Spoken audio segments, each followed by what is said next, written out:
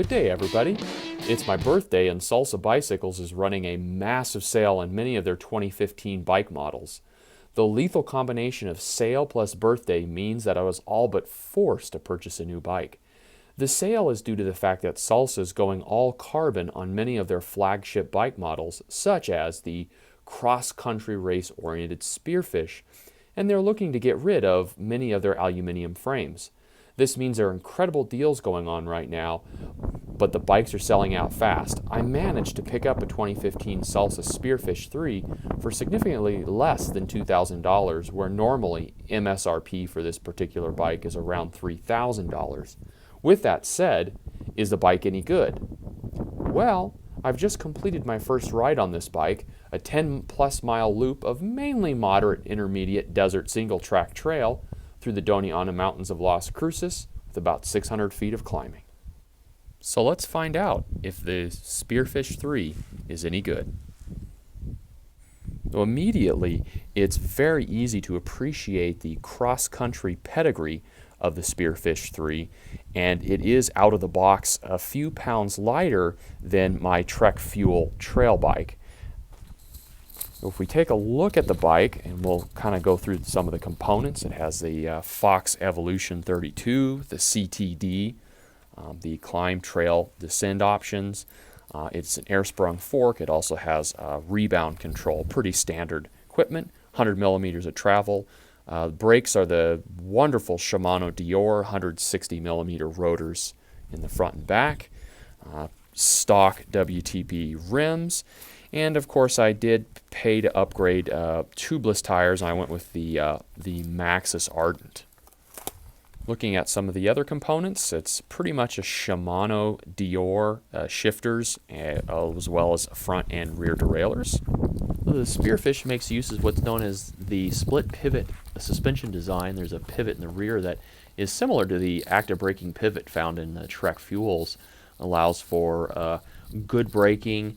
This is a very solid suspension design. There is virtually no pedal feedback whatsoever, so you have a very efficient pedaling platform, but does make for a rather harsh ride. So if you just take a look at this, you can see I'm pedaling, and there's just virtually no pedal input, but you can see that the suspension is still working when I'm hitting bumps. Now, we're only looking at about 80 millimeters of travel, so this is certainly not going to have a trail bike feel to it, and it does not. But I found that it is a very capable suspension, and in fact it is so capable that I have found myself in a couple instances pushing the bike beyond its technical capabilities and getting myself into trouble. So you look at the suspension shock. It's a Fox Float CTD series. Currently run the preload at body weight minus 20 psi, and I keep it wide open, and that tends to be the most responsive feel. Currently running a stock seat post and stock WTB saddle. Very stiff, very thin, and a bit uncomfortable. Looking at a Shimano Derailleur front derailleur. It's a 2x10, and a Shimano Derailleur rear derailleur. The nice thing about the Shimano Derailleur is it does have a clutch that helps with chain slap, and there's actually a little built-in chain guard as well, so nice little added bonus there on this particular bike. The last thing I'd add is that this is a pretty solid spec Shimano Derailleur components, with the exception of the SRAM crank, and I believe this is to allow for lower gearing. This is a 22-tooth granny gear, which really makes it a good climber, and that's really nice. I think this could be really nice on extended climbs. Well, here we are back out on the trail again. I've been riding the Spearfish this is going to be my third day straight. The sun has gone down, and I'll probably be getting a good 30 or 40 minutes of night riding in, so it's a good thing that I brought my torches with me so I can illuminate the trail. That'll be a new experience with this particular bike, so I'm really excited to see how the night riding goes. So just some closing thoughts and my initial impression of the 2015 Salsa Spearfish 3, the aluminum frame. My closing thoughts are that it's a very capable bike. And what I would say is that it is a cross-country racing bike that wants to be more of a trail bike. So it's a kind of a trail bike wannabe, and it's just not quite capable enough to be a full-on trail bike. And that can, at least in my experience so far, that can kind of get you into a little bit of trouble where you get out on the trail and it just rips the trail up. It's just, you're shredding it. And you feel like, all right, I'm gonna push this, and then you push it really hard into some technical terrain, and then you start realizing, oh shoot, there are some limitations to the geometry and some limitations to the suspension.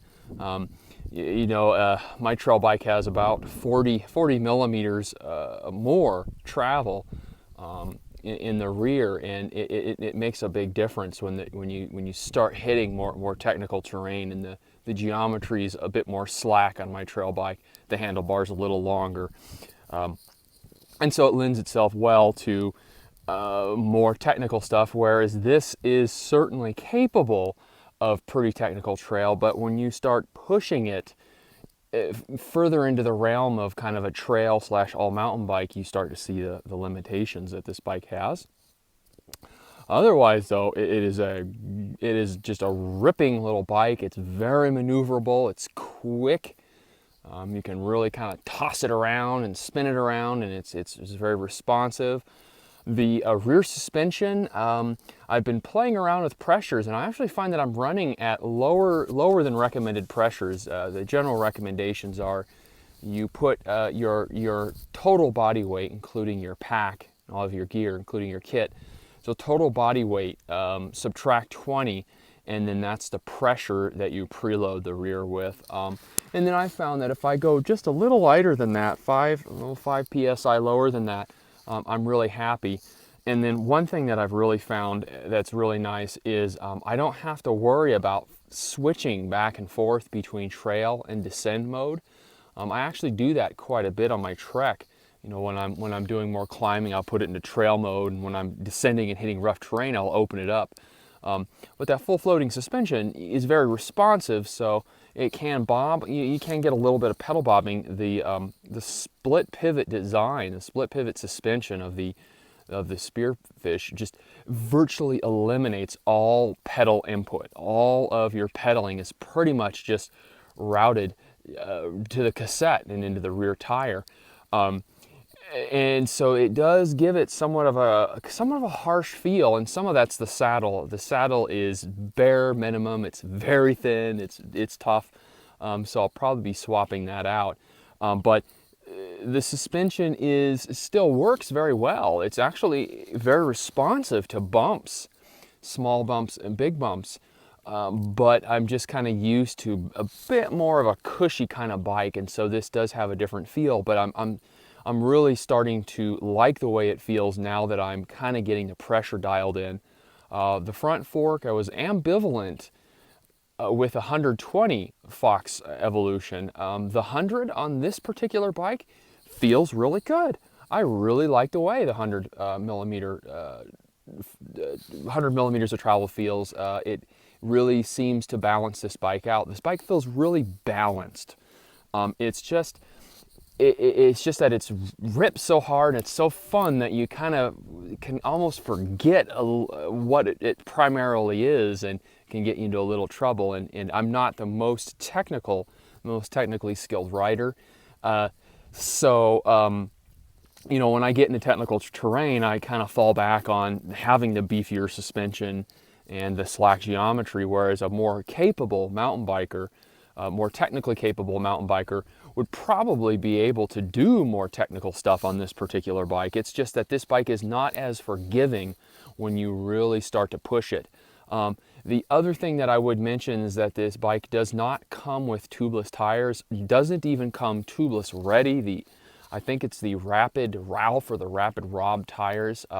So if you really want a capable bike, you're going to have to spend some money. That's actually the first upgrade that I did on this bike. That's the only upgrade I've done thus far. Is I went ahead and put the Maxxis Ardent with the Exo comp. Has a real nice strong sidewall. and went tubeless, and it really does make a difference. So that's where we're at, and it looks like it's getting nice and dark now. So I'm gonna hit the trail, and I hope you guys found this initial impression helpful. I haven't really seen any good reviews on this